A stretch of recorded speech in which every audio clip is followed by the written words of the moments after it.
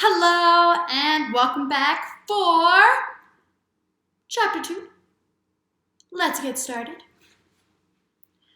As Bethany slowly pulled herself out of Charlie and the Chocolate Factory by her chocolate-covered hands, she sighed. Why had she stayed so long? She was beyond late now. It'd just been incredibly relaxing to sit hidden behind the chocolate river, watching the Oompa Loompas work and not being yelled at by Mr. Barberry or her mom. Her head popped out of the book, and suddenly she worried a lot less about being late and a lot more about Owen, a brown-haired, ordinary-looking boy from her class, staring at her like his eyes were going to explode. "Bethany?" Owen croaked, his voice almost too quiet to hear. "Owen!" she said, cringing, and quickly pulled herself the rest of the way out of the book and kicked it close. "You were in the book?" he said, glancing between her and the still chocolatey book. "Don't be stupid," Bethany told him, forcing a fake laugh. "You didn't just see me. I was back here the whole time reading." Owen shook his head. "I had the book in my hand," he said, pointing at it on the floor. "It started jumping around, and you came right out of it. I saw you." "That's crazy," Bethany said, picking the book up and showing it to him. "How could I have been inside of a book? They're made of paper." She dropped the book to her side and snorted. "You've been reading too many books yourself." Owen started to say something, and then his gaze dropped to her side, and he began to make odd squeaking noises. Bethany glanced in the same direction and groaned as she saw her thumb sticking right into the book. Okay, that really didn't help her case. Ugh. Owen's squeaking noises got louder, and he began to back away from her in a hurry. Bethany cringed at how loud he was getting and started to shush him when she remembered something.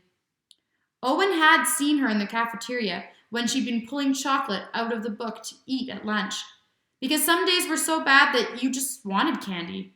He was the one who'd sent her over the edge. Her mother being upset that morning after the long, horrible day of Mr. Barberry going on and on about fractions, then yelling at her after being forced to sit in class when she could have been searching in Prydain or Oz or Wonderland. Instead, Owen almost catching her at lunch had been the last straw. That had just been it. She was done with school, her teachers, her mother, everything. She walked out of the cafeteria, resolving to spend the rest of the day in the fictional world. So over things that she couldn't even wait to get somewhere safe before jumping right back into the book. She might get detention, yes, but she had gotten it before and her mother never found out, since she got home from work so late.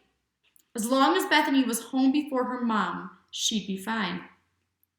Except she wasn't home, and now Owen had seen her jumping out of a book.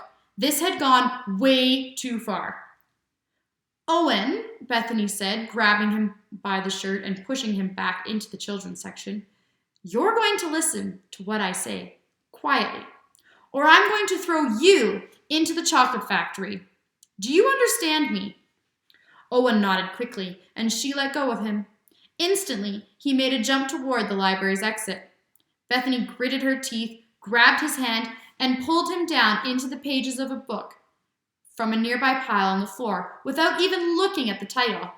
First, Bethany, then Owen passed right into the pages so fast that he probably didn't even see how it happened. And that's how they found themselves in the middle of a burning London as a huge green rays exploded into buildings all around them. "Gah!" Owen shouted, then quickly shut up as a death ray sizzled through the air above his head. Bethany shoved him into the burned shell of a building, then followed right behind.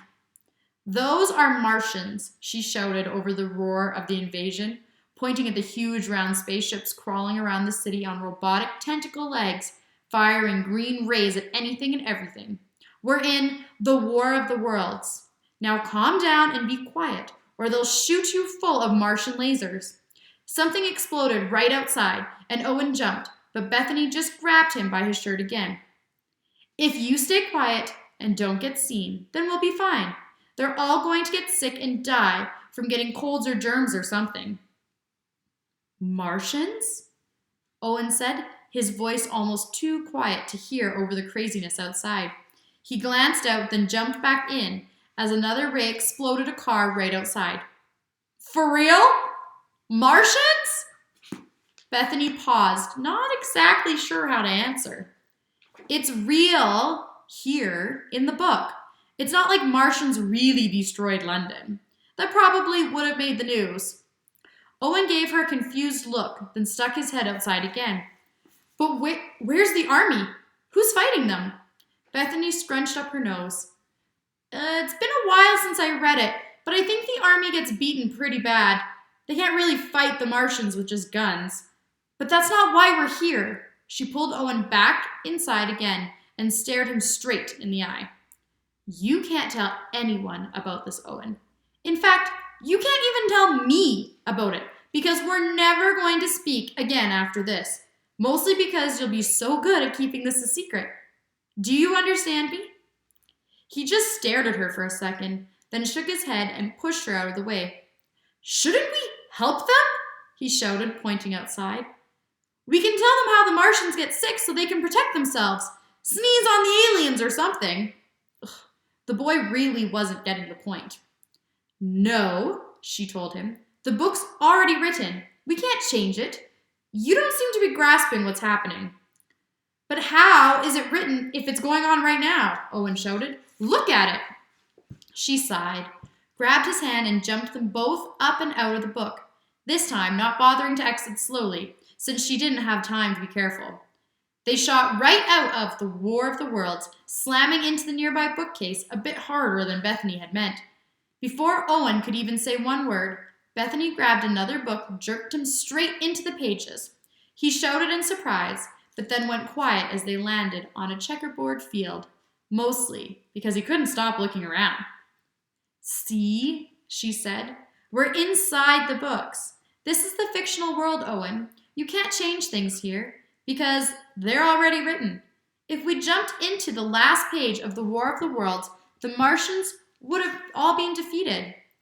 I just didn't really look before leaping, which admittedly was horrible and something she never ever did. But this was a special circumstance. Owen didn't seem to hear her. Instead, he reached out a hand and let a small rocking horse with wings land on his fingers. Where are we now? He whispered, and the horse neighed at him. Wonderland, she told him. Well, through the looking glass.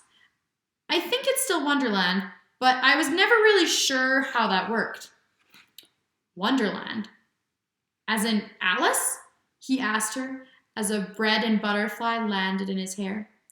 She's probably on her way to the nameless woods around this page, Bethany told him.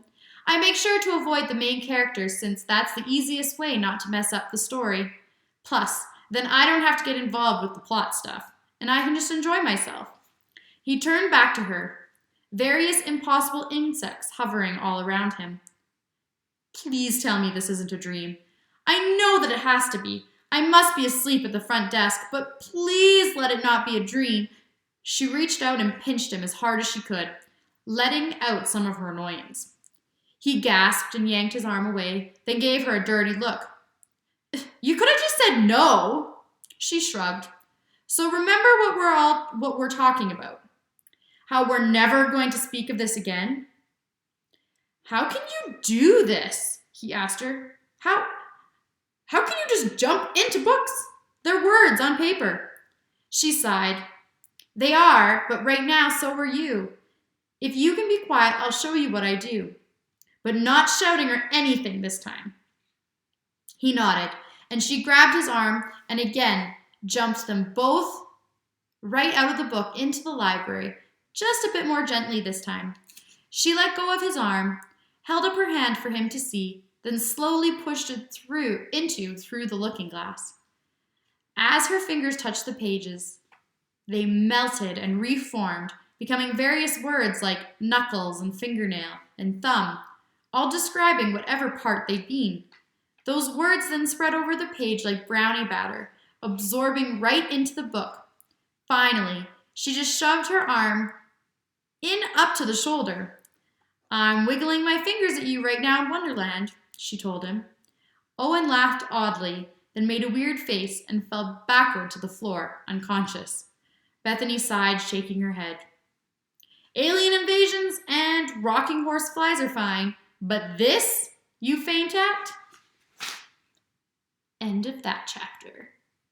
Watch the next video for Chapter 3.